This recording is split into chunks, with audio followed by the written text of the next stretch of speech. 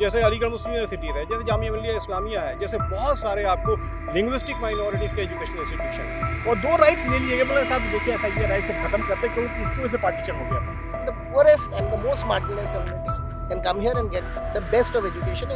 अब बच गया तालीम देने का राइट, अब ये भी छीनना चाहते हैं।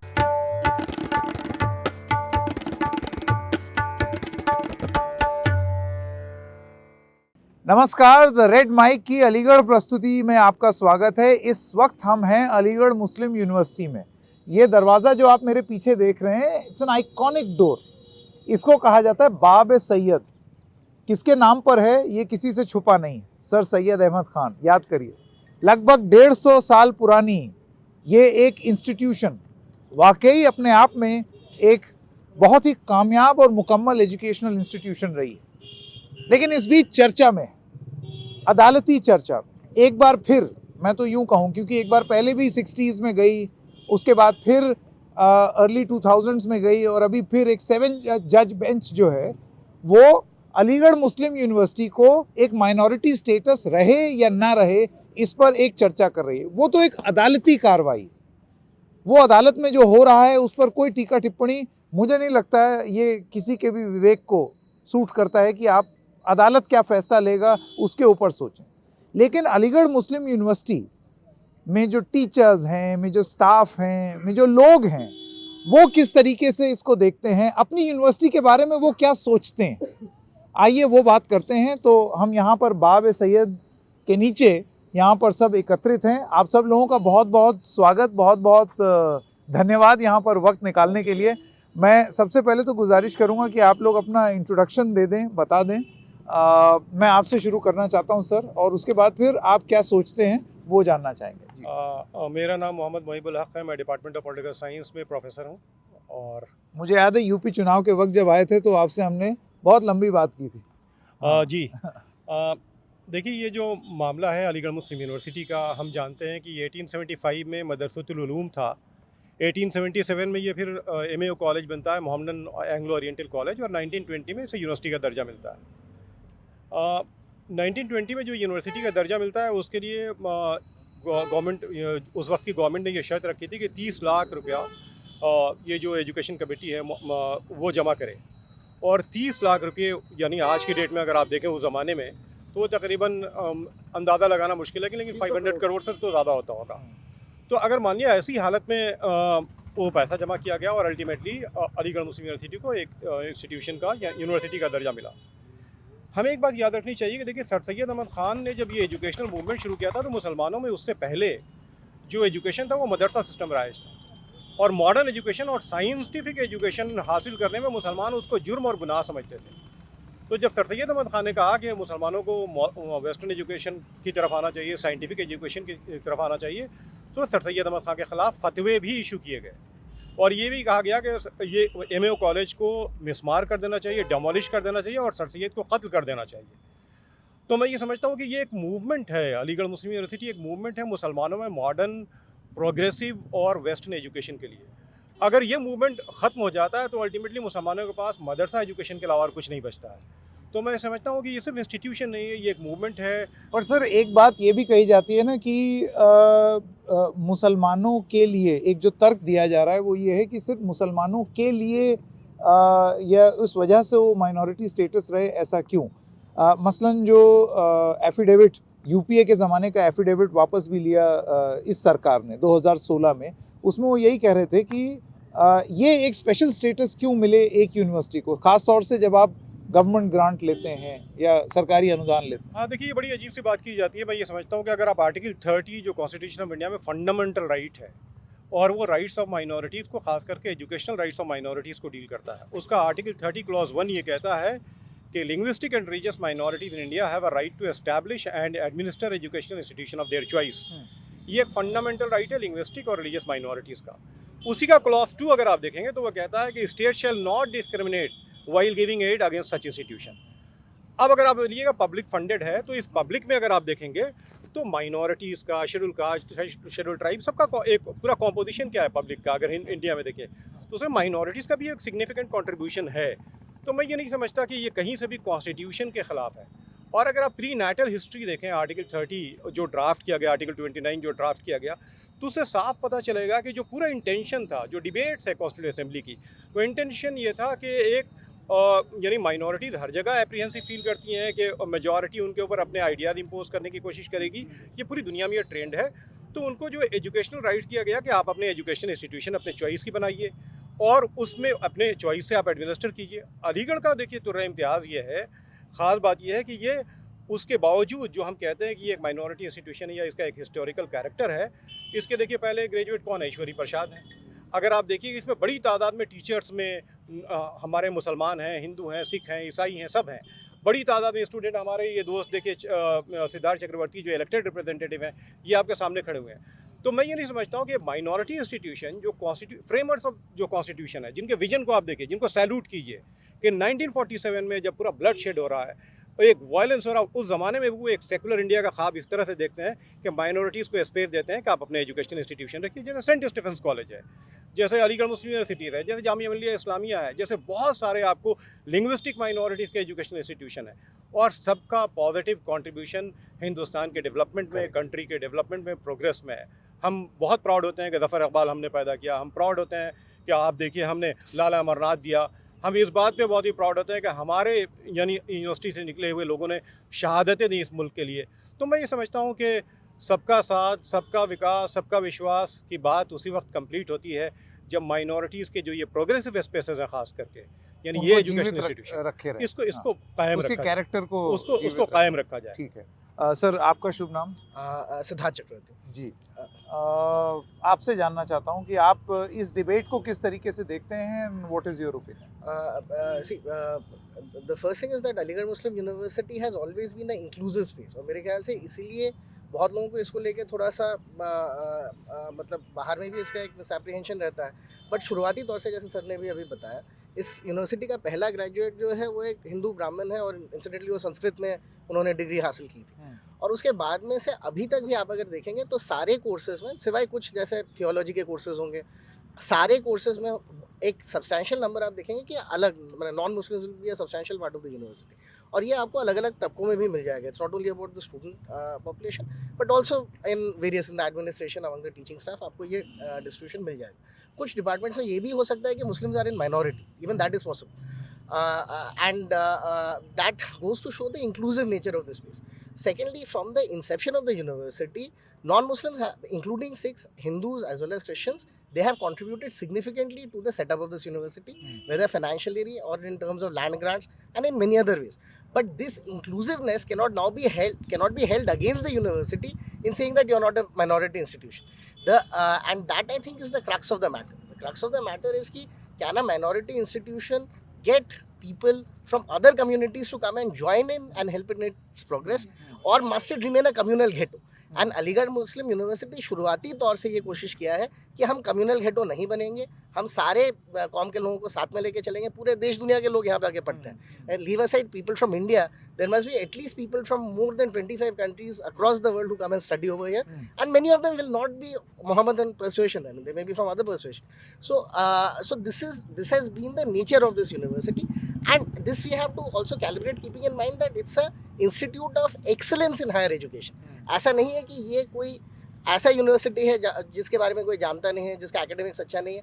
Every department in this university is a ranked department. Some departments in this university rank in the apex position, and we are very proud of this sort of a conglomerate culture which has allowed this sort of a university to thrive. And this sort of a unique culture which यहाँ पे popularly in this area it is called Ganga Yamuna Tehzeeb. I mean there are many ways of placing it across, but this sort of inclusiveness cannot now be held against the university, which from its inception has tried to be inclusive, and now you come and say that because you have not had majority all the time in every place, therefore there is a problem with its character. So the intention of the setting up of the university, the historical antecedent, that must be kept in mind when judging this the nature of this university.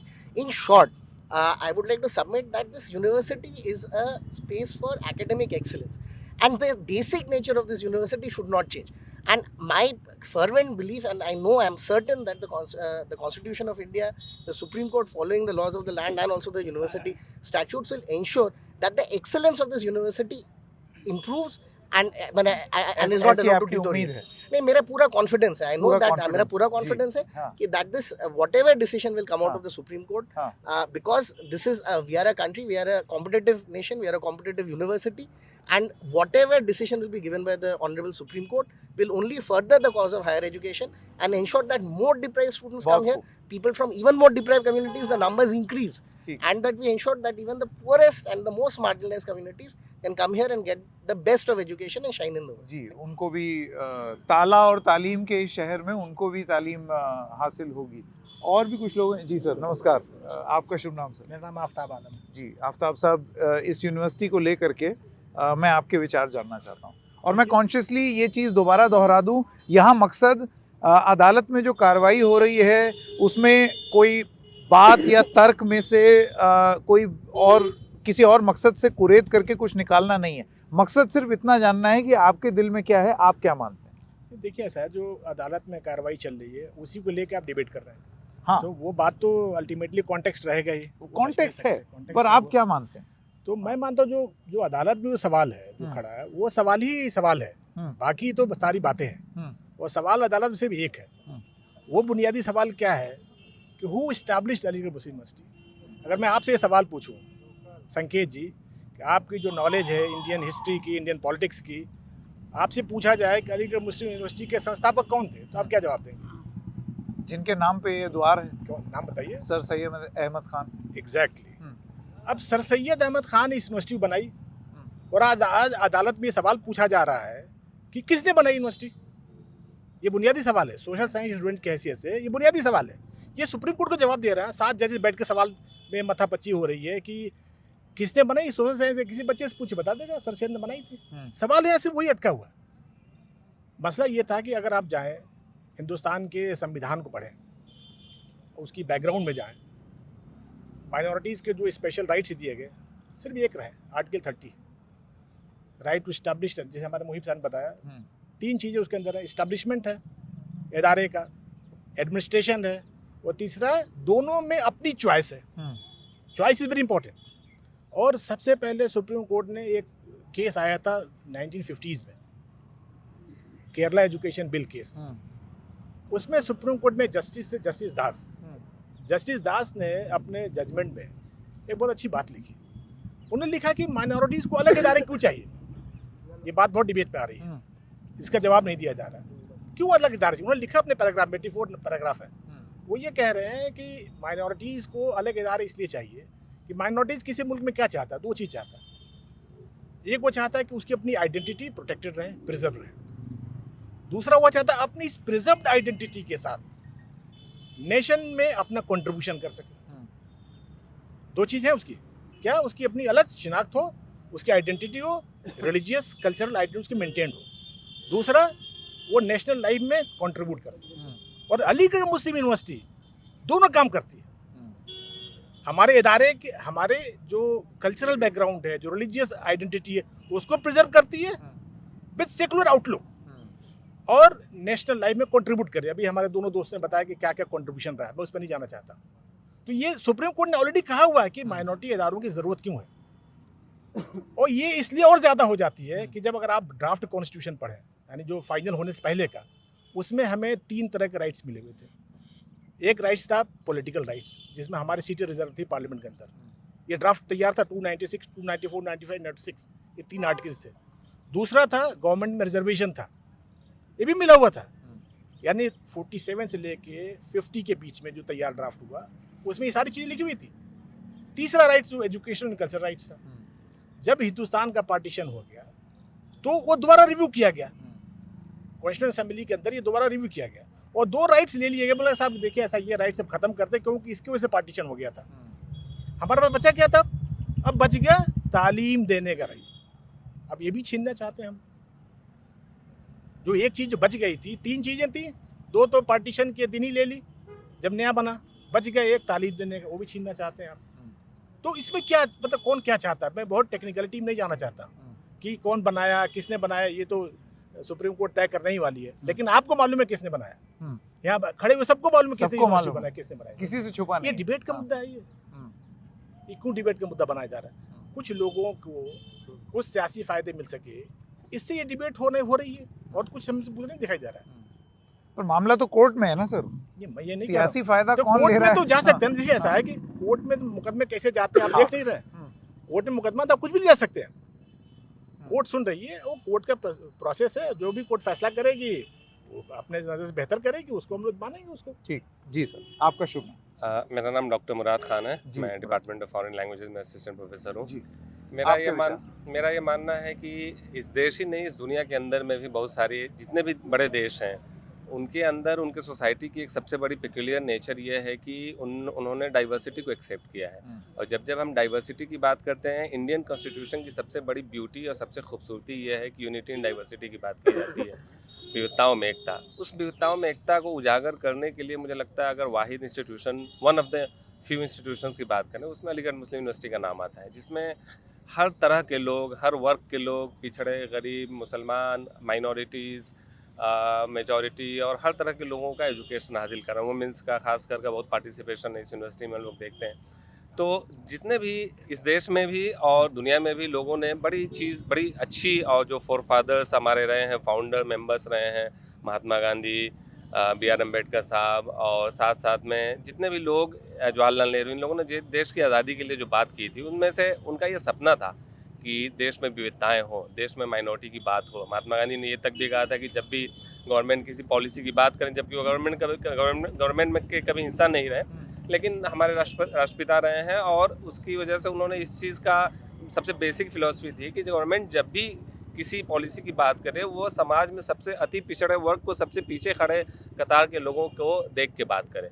तो Aligarh Muslim university का एक soul purpose और एक जो beauty, सबसे ज़्यादा spirit जो है, वो ये है कि सबसे ज़्यादा पिछड़े लोगों को कैटर करता है। क्योंकि सच्चर कमेटी ने भी कहा है कि मुसलमान देश में सबसे पिछड़े हैं, माइनॉरिटीज़ देश में सबसे पिछड़ी है, दलित सबसे देश में पिछड़े हैं।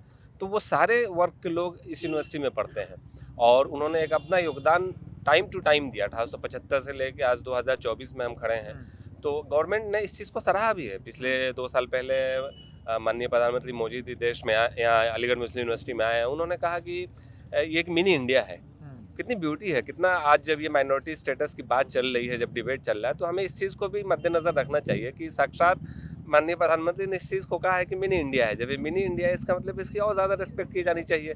माइनॉरिटी इंस्टीट्यूशन के कैरेक्टर के देश के सारे इंस्टीट्यूशन की रिस्पेक्ट की जानी चाहिए, सिर्फ अलीगढ़ मुस्लिम यूनिवर्सिटी नहीं। तो आपको लगता है इस बहस से ये जो कैरेक्टर की जो रिस्पेक्ट की आप बात कर रहे हैं, वो रिस्पेक्ट इससे एनहेंस होती है या कम होती है? ये इन्हेंस होती है इसके अंदर। वो बातों को, डिबेट्स को हम लोग सप्रेस नहीं कर सकते। डिबेट्स को हमें मार्केट में लाना पड़ेगा, ओपन करना पड़ेगा, पब्लिक में लाना पड़ेगा, एजुकेशनल इंस्टीट्यूशंस में, यूनिवर्सिटीज़ में ला के हमें इस चीज़ को डिबेटेबल बनाना पड़ेगा कि क्या ये ज़रूरी है। आज जब सरकार, तो जैसे लोग कहते हैं बीजेपी की सरकार, वो AMU के लिए, ऐसा मेरा बिल्कुल ऐसा मानना नहीं है। सरकारें तो कंटिन्यूटी होती हैं, पार्टी तो कोई भी हो सकती है, किसी भी पार्टी की सरकार हो सकती है, लेकिन government of India, union of India है। तो इस सरकार ने भी AMU के लिए बहुत ही सपोर्ट दिया है, हमेशा हर लिहाज से दिया है, और मुझे लगता है आगे भी देते रहेंगे। और साथ साथ में ये एक बड़ा मैसेज और डिबेट का मुद्दा, जैसे आपके चैनल के माध्यम से और भी देश में न्यूज़पेपर में आर्टिकल्स और जर्नल्स में आ रहे हैं, ये इन्हेंस करता है इस डिबेट को कि कैसे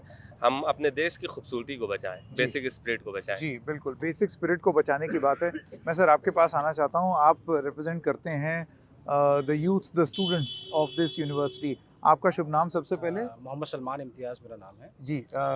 मोहम्मद सलमान साहब, ये जो पूरी बहस चल रही है या पूरी बातचीत, अभी बहुत सारे विद्वान लोगों ने अपनी अपनी बात रखी। सर ने एक उम्मीद जताई है कि जो भी फैसला होगा वो, उन्हें पूरा यकीन है कि वो यूनिवर्सिटी के हित में होगा। स्टूडेंट्स के तौर पर आपको क्या लगता है कि क्या है कैरेक्टर अलीगढ़ मुस्लिम यूनिवर्सिटी का? देखिए, ये 150 साल की हिस्ट्री है। इसको चंद लम्हों में इसको एक्सप्लेन कर देना बहुत मुश्किल काम है। और दूसरी बात आपने कही कि उम्मीद की बात, तो उम्मीद तो इससे पहले भी जो फैसले लिए गए हैं उसमें भी बहुत सारी उम्मीदें की गई हैं, लेकिन वो फैसले शायद उम्मीदों पर खड़े नहीं उतर पाए।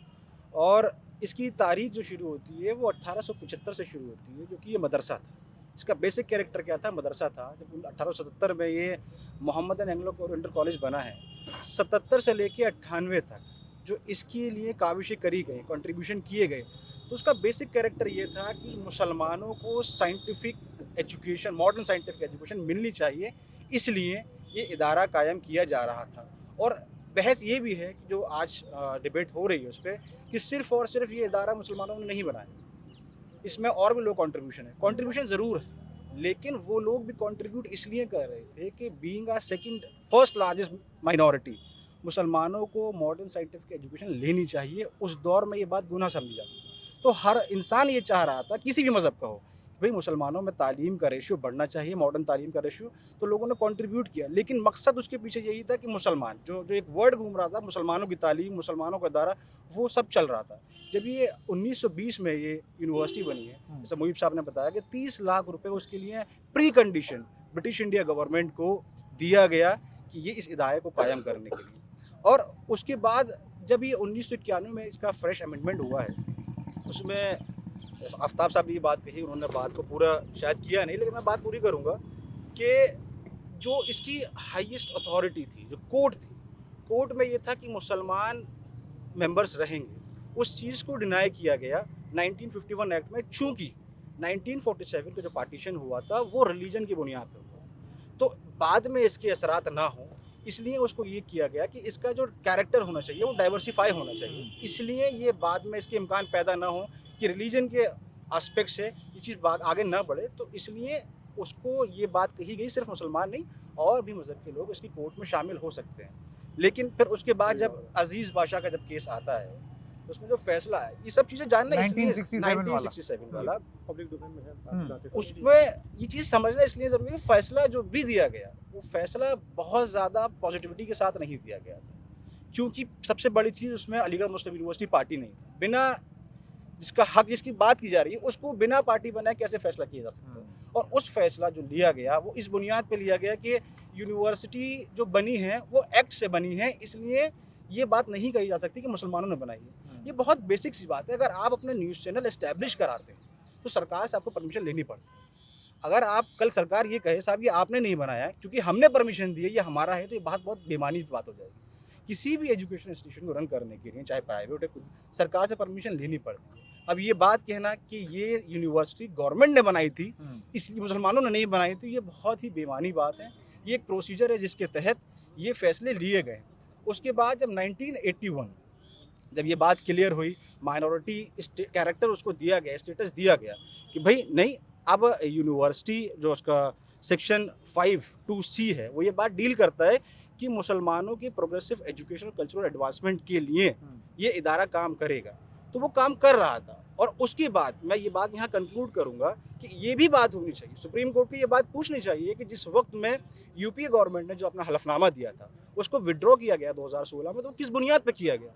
उस वक्त जो अटॉर्नी जनरल थे मुकुल रोहतगी, उन्होंने ये बात साफ तौर पे वाजे करी कि चूंकि हम एक सेक्युलर फैब्रिक की कंट्री हैं, हम किसी भी माइनॉरिटी इंस्टीट्यूशन को एस्टैब्लिश नहीं कर सकते। अगर एस्टैब्लिश नहीं कर सकते तो सेंट स्टीफन कॉलेज क्यों एस्टैब्लिश है। अगर ये बात, अगर इस बुनियाद पे बात होगी कि साहब माइनॉरिटी इंस्टीट्यूशन एस्टैब्लिश नहीं हो सकते, तो आज की तारीख में भी गवर्नमेंट सेंट स्टीफन्स को एड देती है और वो नॉर्थ इंडिया के चर्च उसको ऑपरेट करते हैं। और इस तरीके से पिछले साल भी 2023 में भी कई सारी माइनॉरिटी इंस्टीट्यूट एस्टैब्लिश हुए हैं। तो ये बात कहना कि साहब ये माइनॉरिटी इंस्टीट्यूशन इसलिए नहीं है चूँकि ये एडमिनिस्टर नहीं करता, और एडमिनिस्ट्रेशन और इस्टेब्लिशमेंट को कंजंक्टिविटी के साथ लेना ये अलग बात है। एस्टैब्लिशमेंट और एडमिनिस्टर दोनों अलग अलग चीज़ें हैं, तो उसको आप एक साथ नहीं ले सकते। सर, आपका शुभ नाम? हुसैन वहीद। जी हुसैन साहब, आपने सब लोगों के विचार सुने।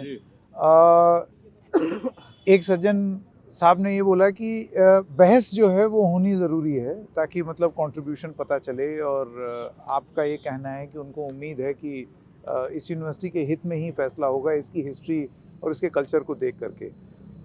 आपको लगता है ये बहस ज़रूरी है? बहस अब तो कोर्ट में है मामला, तो इसलिए अब आप यहाँ पे उसे डिस्कस कर रहे हैं। जो चीज़ें सब जुडिस हैं उसे तो कोर्ट में ही बहस होगी। लेकिन अब जब बात होगी तो जैसा आपने कहा कि बहस होने में कोई नुकसान नहीं है, क्योंकि यूनिवर्सिटी के इतने पॉजिटिव पहलू हैं, इसके फाउंडेशन से लेके आज तक जो कंट्रीब्यूशन है, कि अगर बहस होगी तो उसमें खूबियाँ ज़्यादा आएंगी निकल के। कोई इतने उसमें कोई कमज़ोरियाँ या कमियाँ नहीं हैं, खूबियाँ इतनी हैं, इतना प्राउड इसका पूरा पास्ट है। शुरुआत से जिस दिन 1875 में जिस दिन बुनियाद रखी गई और MAO कॉलेज बनने का सफ़र पूरा, सर सैयद ने जो मोटो दिया था, free inquiry, large hearted tolerance और प्योर मोरालिटी। ये इतने अजीम उसके ऊपर इसे वो किया गया, और इसकी शुरुआत ही जो हुई है वो इतनी इंक्लूसिव और इतनी डाइवर्सिटी को इस मुल्क के दर्शाती है, दिखाती है। पूरे जो उस वक्त जो इंडिया था, जिसमें से अब पाकिस्तान अलग हो गया और बांग्लादेश अलग हो गया, पूरे उसमें से घूम के उन लोगों ने जिस तरह फंड्स रेस किए हैं और जिस तरह का वो है, वो अपने आप में एक बहुत शानदार तारीख है और बहुत कुछ बताता है। उस सफ़र में जब 1920 में यूनिवर्सिटी बनी, उससे पहले हमें डिग्री मिलती थी कैलकाटा यूनिवर्सिटी से। 1910 में इलाहाबाद बनी और फिर हमने इलाहाबाद से 10 साल डिग्री ली। उसके पीछे जो बैकग्राउंड है वो ये है कि उस वक्त अलीगढ़ को भी वो यूनिवर्सिटी का दर्जा देने को सरकार तैयार हो रही थी, लेकिन हमारे लोग जो कंट्रीब्यूशंस लेने पूरे देश में गए थे, उन्होंने वहाँ उन लोगों से वादा किया था कि जब हमारी यूनिवर्सिटी क़याम में आएगी तो हम आपके यहाँ भी सेंटर्स बनाएंगे, क्योंकि बीच में कई जगह बंगाल में और कई जगह इस बात का अपोजिशन हुआ था कि वहाँ अलीगढ़ में आप बनाएंगे, चंदा आप यहाँ से ले रहे हैं। और ये क्योंकि ऐसा एफर्ट था सर सैयद का, पूरे मुस्लिम वर्ल्ड में ये पहला इंसान था जिसने मॉडर्न लिबरल साइंटिफिक एजुकेशन की शुरुआत की थी। तो जो लोग उसकी अहमियत को समझ रहे थे वो तो उनसे वादा किया गया कि नहीं, हम आपके यहाँ भी सेंटर्स बनाएंगे। तो 10 साल हमने 2010 से लेकर 2020 तक उस चीज़ को हमने अपने उसको लेने की बजाय इलाहाबाद से यूनिवर्सिटी लेना किया, डिग्री लेना प्रेफर किया कि अगर हो तो हमें उस तरह का स्टेटस मिले जिसमें हम सेंटर्स अपने इस्टेब्लिश कर सकें, जो उस वक्त नहीं हो पाया। फिर मजबूरन 2020 में हमने फ़ंड जमा करके, और हारकोर्ट 1920 में हारकोर्ट बटलर का ये मानना था और जो लोग थे उस वक्त कि ये शायद जमा नहीं कर पाएंगे, और बहुत हरक्यूलियन एफर्ट था, बहुत अनसरमाउंटेबल चैलेंजेस को फेस करते हुए हमने पैसा जमा किया। 26 लाख जमा किया था पहले ही, हमने 1911 में शायद जमा कर दिया था, और 21 लाख का लिस्ट था हमारे पास। वो सब हमने उस तरह से जब हम बड़े हैं, फिर उसके बाद जैसा अभी बताया 1951 का आया, वो पार्टीशन के बाद, मुल्क की आज़ादी के बाद। ये सलाम करने की चीज़ है इस देश के फाउंडिंग फादर्स को कि उन्होंने इस चीज़ को समझा कि माइनॉरिटीज़ के जो राइट्स हैं उसको प्रोटेक्ट करना कितना ज़रूरी है, और जिस तरह के प्रोविजंस रखे आर्टिकल 29, आर्टिकल 30 में, और उसके बाद कोर्ट्स के जजमेंट्स हैं। ये तो अजीज़ बादशाह वाला जो वो है जो बताया, वो अभी कंटेस्ट हो रहा है 7 जज बेंच के सामने, उसके ऊपर बोलना का अभी वो नहीं, लेकिन ये कोर्ट्स के जजमेंट्स हैं। एक बिहार के एक किसी उसमें है 1974 का शायद, और एक पंजाब का है जालंधर का या कहाँ का 71 का। सुप्रीम कोर्ट के 71 वाले में तो ये है कि साहब माइनॉरिटीज़ का राइट्स है, ऐसे कोई वो नहीं कर सकता अपने इंस्टीट्यूशन बनाने और चलाने का। 74 वाले में वो जो बिहार के मुस्लिम किसी इंस्टीट्यूशन का है, उसमें उन्होंने कहा है कि it would be an infringement on the rights of minorities अगर हम इन्हें रोकें या इनकी मदद ना करें बनाने में और चलाने में। तो उस तरह के उसके साथ हम चले हैं। यूनिवर्सिटी जो है वो बस पूरा जो अभी वो है पूरे यूनिवर्सिटी कम्युनिटी का, या उसका जो मैं समझता हूँ कि भाई बस इतना ही है कि इस्टेब्लिश किसने किया था इसे माने, कि ये इसको माना जाए सिर्फ। और चलाने की जहाँ तक बात है वो सरकार से एडेड यूनिवर्सिटी है, सरकार की मर्जी से ही चलेगी। रिजर्वेशन करने का जो हुआ था 2005 में, वो भी सरकार के जीओ से ही हुआ था। तो आज भी जो करेंगे या आगे भी जो करेंगे वो सरकार की मर्जी के बिना नहीं कर सकता, माइनॉरिटी इंस्टीट्यूशन हो तब भी। जो कुछ करेगा वो सरकार की मदद और सरकार की कंसेंट से ही होना है। तो उसमें कोई ये नहीं है कि माइनॉरिटी इंस्टीट्यूशन बन जाएगा तो कल कुछ और करने लगेगा। सरकार से एडेड यूनिवर्सिटी है, सरकार की मदद से, और जिस तरह से दूसरे इंस्टीट्यूशन चलते हैं यूजीसी की गाइडलाइंस को फॉलो करते हैं, या जो भी गाइडलाइंस हैं उसको फॉलो करेंगे। अच्छा, 1992 में नेशनल कमीशन फॉर माइनॉरिटीज़ बनाया गया माइनॉरिटीज़ के राइट्स को प्रोटेक्ट करने के लिए। 2004 में national commission for minority education बनाया गया। तो ये सरकार भी इस चीज़ को समझ रही है और वो कर रही है कि जहाँ दिखता होगा कि माइनॉरिटीज़ के राइट्स को बढ़ाने की, प्रमोट करने की बात है, तो वो एक सफ़र है। अब उसमें ये एक ऐसा मोड़ आ गया है, एक ऐसा जंक्शन है कि जहाँ पे एक बहस एक बार हो रही है, कोर्ट उसे सुन के जो भी फैसला देगी उसमें अब सबको उम्मीद है कि कुछ ऐसा निकलेगा। बस यही है कि यूनिवर्सिटी इस्टेब्लिश किसने की ये क्लियर हो, और उसके बाद चलाने का जो है वो तो यूनिवर्सिटी सरकार के साथ ही मिलकर चलाएगी। बिल्कुल उसमें कोई कहीं कोई फ्रिक्शन सरकार के साथ नहीं है। और जैसा कहा कि ये इस यूनिवर्सिटी की जो डाइवर्सिटी है और जो इसका बैकग्राउंड है, ये अपने आप में इतना शानदार है, बनाने से लेके मैं बनने के बाद की बात नहीं कर रहा हूँ, जब बनाने में ही जो सर सैयद ने जिस तरह से और जिस तरह लोगों ने कंट्रीब्यूट किया है, और जैसे वो लगातार चली लगातार अब तक। उसको उस हाँ। स्पिरिट को बरकरार रखा है, तो वो ये स्पिरिट, अपने आप में, हाँ, वो और स्पिरिट बनी रहनी चाहिए। जी, और आज भी मैं आपको बता रहा हूँ, आधी दुनिया में, एशिया के आधे से ज़्यादा देशों में, अफ्रीका के बहुत सारे देशों में, at least a dozen countries in Africa, यहाँ के एलुमनाई बड़ी बड़ी पोजीशंस पे बैठे हैं, मीडिया में से लेके गवर्नमेंट की बड़ी पोजीशंस पे, सरकारों में हैं, प्राइम मिनिस्टर्स, प्रेसिडेंट्स रहे हैं। पूरी दुनिया में ये माना जाता और जाना जाता है कि यूनिवर्सिटी माइनॉरिटीज़ ने, मुस्लिम्स ने बनाई, किस तरह से, किस एफर्ट से और किस चैलेंजेस के साथ बनी, और क्योंकि इसने उसे इंस्पायर किया मिडल ईस्ट से लेके सब जगह मॉडर्न इंस्टीट्यूशंस बनाने के लिए। तो ये सबके सामने है, तो इसका वो आना जो भी इसका वो होगा आगे फैसला, जी, उसके जी, इम्प्लीकेशंस जी। खाली इंडिया नहीं, हाँ। उसके अलावा भी, मतलब जी बिल्कुल। मैं अगर आप उम्मीद है कि एक सब एक कुछ बार ठीक इजाजत दें, आपकी बात, जी, आपका शुभ नाम। देखिए, doctor मुसव्विर Ali, doctor. Department of mathematics में असिस्टेंट जी, प्रोफेसर आपके हूँ। और व्यूज। देखिए, बहुत सारी बातें कही जा चुकी हैं, अगर बार बार उन्हीं बातों को दोहराया जाए, हिस्ट्री भी बोली जा चुकी है और किस तरीके से कोर्ट में केस चल रहा है वो भी बोला जा चुका है, तो एक रिपीटेशन होगा। मैं एक दो बातें कहूँगा कि देखिए, जिस तरीके से आफ्ताब सर ने बोला कि 30 लाख रुपए, उस वक्त के 30 लाख, अब के 400 करोड़ के करीब पैसा हमारी कम्युनिटी ने इकट्ठा करके दिया, तो एस्टेब्लिशमेंट देखा जाए तो मुस्लिम कम्युनिटी का ही है, इसमें कोई दो राय नहीं, किसी को भी नहीं है, ठीक है। लेकिन बार बार जो कोर्ट में भी सवाल पूछा जा रहा है कि एस्टेब्लिशमेंट या एडमिनिस्ट्रेशन, एक वर्ड कहना चाहिए, लिंग्विस्टिक यूज़ पर बहस चल रही है। तो सवाल ये है कि जब ऑलरेडी सब कुछ तय हो चुका है, जैसे केरला एजुकेशन बिल में साफ साफ लिखा गया है, जो सवाल पूछा जा रहा है कि आप कॉलेज बना सकते हैं, जैसे सेंट स्टीफन कॉलेज है या कोई और कॉलेज है, इंस्टीट्यूशन का मतलब सिर्फ कॉलेज नहीं है। केरला एजुकेशन बिल में जाहिर कर दिया गया है कि यूनिवर्सिटी भी कोई माइनॉरिटी कम्युनिटी बना सकती है, तो वो एस्टैब्लिश है। दूसरी चीज़ ये है कि जो कॉन्स्टिट्यूशन के प्रोफेसर हैं मुहिब साहब, वो जानते हैं कि एच.एम. सिरवाई की एक किताब है और बहुत बड़े कॉन्स्टिट्यूशनल जो है स्कॉलर जाने जाते हैं, उन्होंने भी अजीज़ बादशाह के उस वर्डिक्ट को जो है रिजेक्ट किया है और कहा है कि university establish by the minority है और ये यूनिवर्सिटी माइनॉरिटी की ही बनी हुई यूनिवर्सिटी है। तो ये बिल्कुल जाहिर है कि ये यूनिवर्सिटी हमारी कम्युनिटी, मतलब मुस्लिम कम्युनिटी बनाई है और मुस्लिम माइनॉरिटी इदारा है। बस इतनी बात कहनी है। जी जी बिल्कुल। हाँ, मैं आपके पास।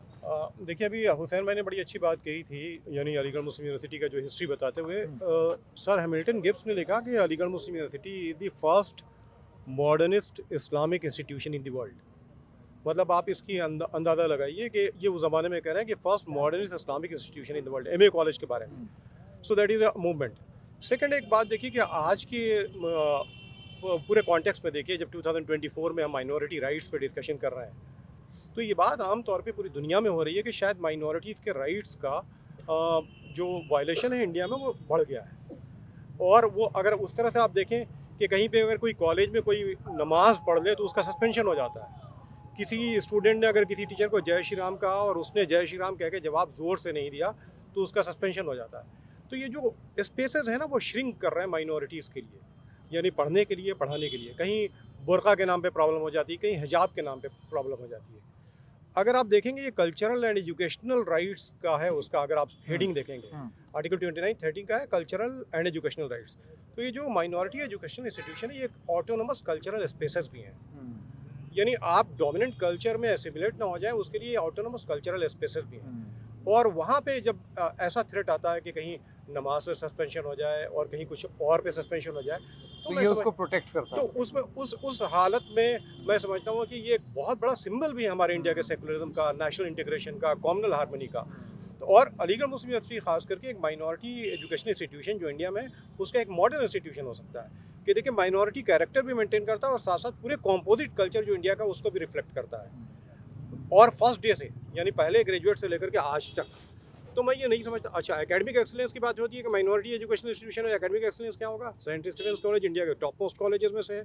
अलीगढ़ मुस्लिम यूनिवर्सिटी को अगर आप देखिए, टाइम्स हायर एजुकेशन और डिफरेंट जो रैंकिंग है, हमारे कुछ डिपार्टमेंट्स इंडिया के टॉप डिपार्टमेंट्स हैं। हमारी यूनिवर्सिटी हमेशा 1 to 5 और 1 to 10 जो यूनिवर्सिटीज़ हैं इंडिया की उसमें रहती है। तो ये कहना, जैसे ये कहना कि शेड्यूल कास्ट या शेड्यूल ट्राइब का रिजर्वेशन जो है उससे मेरिट कम हो जाएगी, ये भी बात गलत है। भाई वो भी मेरिट पे आकर के बेहतरीन कंट्रीब्यूशन दे रहे हैं। तो मैं ये समझता हूँ कि ये जो अलीगढ़ मुस्लिम यूनिवर्सिटी है, या जामिया मिल्लिया इस्लामिया है, सेंट स्टीफेंस कॉलेजेस हैं और बहुत सारे लिंग्विस्टिक माइनॉरिटीज़ की जो हमारे यहाँ इंस्टीट्यूशंस हैं, ये सब हिंदुस्तान के लिए एक बहुत ही पॉजिटिव कंट्रीब्यूशन दे रहे हैं। और इस कॉन्टेक्स्ट में ख़ास करके जब ये बात कर रही है, मानिए कि आप देखिए US commission on religious freedom, वो कह रहा है कि हिंदुस्तान में रिलीजियस फ्रीडम का वायलेशन हो रहा है। तो हम ये कह सकते हैं कि देखिए साहब, हमारे जो इदारे हैं वहाँ एक ऑटोनॉमी है माइनॉरिटीज़ के पास अपना, वो अपने इदारे चलाते हैं, अपने हिसाब से रह सकते हैं, अपने कल्चर को प्रमोट कर सकते हैं। मतलब इसको एक एग्जाम्पल की और तरह देखिए- भी फ्लॉन्ट किया जा सकता है। और क्या कहा, पार्लियामेंट ऑफ इंडिया जो हिंदुस्तान के कलेक्टिव विजडम को रिफ्लेक्ट करती है, उसने उस एक्ट 1981 के एक्ट में कहा कि अलीगढ़ मुस्लिम यूनिवर्सिटी को एक स्पेशल रेस्पॉन्सिबिलिटी दी, और वो स्पेशल रेस्पॉन्सिबिलिटी सिर्फ अलीगढ़ की है, cultural and educational advancement of Muslims of India. 52C में ये लिखा हुआ है। मतलब आप सोचिए, इस इंस्टीट्यूशन को एक special responsibility Parliament of India दे रही है। तो मैं ये समझता हूँ कि इसका अगर जो बेसिक कैरेक्टर है, जो हिस्टोरिकल कैरेक्टर मैं कहूँगा, उस हिस्टोरिकल कैरेक्टर को मेंटेन करते हुए ये सारी चीज़ें प्रमोट की जा सके, अदरवाइज पॉसिबल नहीं है। बिल्कुल सर, आप कुछ कहना? हाँ, एक चीज़ ऐड करना चाहता हूँ, क्योंकि ये पूरी जो बहस है, अदालत में बहस चल रही है, तो सड़कों बहस नहीं होनी चाहिए। मैं इसको मानता हूँ कि जब तक अदालतों में बहस हो, सड़कों बहस से बचना चाहिए। अच्छा। मेरी पोजीशन है। हाँ, दूसरी बात मैं ये कह रहा हूँ कि इस पूरे डिबेट को हम लोगों ने सिर्फ एएमयू के माइनॉरिटी कैरेक्टर से कन्फाइन कर दिया है, जबकि कानूनी तौर अगर आप देखेंगे तो ये बड़ा इशू है। आप समझिए, थोड़ा टेक्निकल चीज़ है। अगर अजीज़ बादशाह के जजमेंट को सुप्रीम कोर्ट ने करेक्ट कर दिया, अगर सही था फैसला, तो आज के दिन जितने भी माइनॉरिटी यूनिवर्सिटीज़ हैं वो नहीं रहेंगी, because all the minority institution have been established through the act of the parliament और लेजिस्लेशन। तो बादशाह ने क्या कहा था? यही तो कहा था कि अगर आप एक्ट के थ्रू बन गए इसलिए आप माइनॉरिटी नहीं है। तो हमारे अलीगढ़ में मंगलायतन यूनिवर्सिटी है, फिर आप करके मथुरा में चले जाइए, यूनिवर्सिटी से प्राइवेट बनी हुई है माइनॉरिटीज़ की, सब स्टेट लेजिस्लेशन से बनी हुई है, इन सबका स्टेटस चला जाएगा। तो ये सिर्फ एएमयू का मैटर नहीं है, एएमयू का मामला नहीं, जितनी भी जैन यूनिवर्सिटीज़ हैं, क्रिश्चियन यूनिवर्सिटीज़ हैं, लिंग्विस्टिक माइनॉरिटीज़ के, वो यूनिवर्सिटी नहीं बना सकती हैं, उनका सबका चला जाएगा। इसलिए बड़ा इसका इम्पैक्ट है। एएमयू को कन्फाइन कर दिया गया। देखिए साहब, जो 7 जज बेंच होती है, उनका काम पार्टीज़ के डिस्प्यूट को रिजॉल्व करना नहीं होता, उनका काम लॉज लेट डाउन करना होता है। अगर किसी फैसले से कुछ बुनियाद तय हो रही हो, उसूल बन रहा हो, उनका काम करना होता। तो अजीज़ बादशाह इस वक्त जो सुप्रीम कोर्ट देख रही है, बहुत लिमिटेड सवाल उनके पास। 2 सवाल है बस। सवाल ये है, पहला सवाल ये है कि जो 68 में जो जजमेंट आया अजीज़ बादशाह का, वो जजमेंट क्या सही था या गलत था? बहुत सिंपल सवाल। दूसरा सवाल है कि किस बुनियाद पे किसी इदारे को हम ये कह पाएंगे कि वो इदारा माइनॉरिटी है कि नहीं? बस 2 सवाल है। तीसरा कोई सवाल नहीं है, एएमयू का कोई सवाल नहीं इसमें स्पेसिफिक। इन्हीं 2 सवालों का जवाब ढूंढने की कोशिश बेंच हमारी कर रही है, जिसमें दोनों पार्टीज मदद कर रही है कोर्ट्स की, ये समझाने के लिए, समझने के लिए। तीसरा कोई सवाल नहीं है। मीडिया में पता नहीं इसको क्या बताया जा रहा है कि एएमयू खतरे में है, दूसरा खतरे में नहीं है, और इस तरह की बातें नहीं है। कोर्ट में जो सवाल वेरी लिमिटेड करेक्टनेस ऑफ अजीज़ बादशाह, क्योंकि 2019 में गगोई साहब की बेंच थी, 3 जजेस थे, इसमें जस्टिस खन्ना भी थे, इन्होंने रेफर करके सवाल बता दिए थे कि 7 जज बेंच क्या करेगी। और ये रेफरेंस जो था 2019 से पहले 1981 में अंजुमन इस्लामिया एक केस आया था, उसमें भी उन्होंने, जस्टिस फजल अली थे, उन्होंने ये कहा था कि साहब कि जो अजीज़ बादशाह का जो जजमेंट है, उसको बहुत सारे जो एमिनेंट जूरिस्ट हैं, जैसे सीरवई के नाम लिया उन्होंने इसके करेक्टनेस को लेकर सवाल खड़े किए हैं, गलत सही नहीं किए, डाउट एक्सप्रेस किए। इन डाउट्स को क्लैरिफाई करने की ज़रूरत है। और चूंकि अजीज़ बादशाह का जजमेंट 5 जजेस ने दिया था, तो 5 जज के ऊपर की बेंच होगी, वो इसको सही कर सकती है। सही बात। इसीलिए इसको 7 जज को भेजा गया, ताकि वो करेक्ट था या नहीं था उसको टेस्ट किया जाए, उसके करेक्टनेस को। तो इसमें एक यूनिवर्सिटी का मसला नहीं है, जैसा कि नॉर्मली मीडिया में बताया जा रहा है कि एएमयू का माइनॉरिटी स्टेटस खतरे में है। तो वो एएमयू का माइनॉरिटी स्टेटस खतरे में नहीं है, हिंदुस्तान की तमाम माइनॉरिटी यूनिवर्सिटीज़ का स्टेटस खतरे में है। उन पर भी ये लागू होगा। जी बिल्कुल सर, आप कुछ कहना? बस छोटा सा सबमिशन था, जैसा संकेत जी, आप चारों तरफ वाइड कवरेज आपने किया इस इशू को लेकर करके, और पीछे भी काफ़ी डिबेट चल रही थी। तो आर्टिकल 30 से रिलेटेड मैं कुछ बात ये कहना चाहूँगा कि जब article 30 rights to establish and administer the institution कहती है, उसमें कई बारी अभी पीछे ये करने की कोशिश की जाती है कि हेटुआइजेशन ऑफ माइनॉरिटीज़ तो नहीं हो रहा। तो ये दोनों चीज़ें चल रही थी साथ साथ। मुझे लगता है कि ये तो ओपनिंग ऑफ अ स्पेस है, ये ज़्यादा ओपन किया जा रहा है इस चीज़ को लेकर के कि कैसे, जैसे संविधान कहता है कि माइनॉरिटी के राइट्स को भी प्रोटेक्ट किया जाए, और साथ साथ में एक सिटीजन्स की तरह भी डिफाइन करता है यहाँ के लोगों को। तो उसमें भी ये duality of protection of right भी है। अगर एएमयू के माइनॉरिटी कैरेक्टर या या पूरे देश के इंस्टीट्यूशन के माइनॉरिटी कैरेक्टर की बात की जाए तो डुअल तरीके से हम उसके राइट्स को भी प्रोटेक्ट कर रहे हैं। ये भी बहुत बड़ी बात होगी, इस चीज़ को भी देखा जाना है। जी।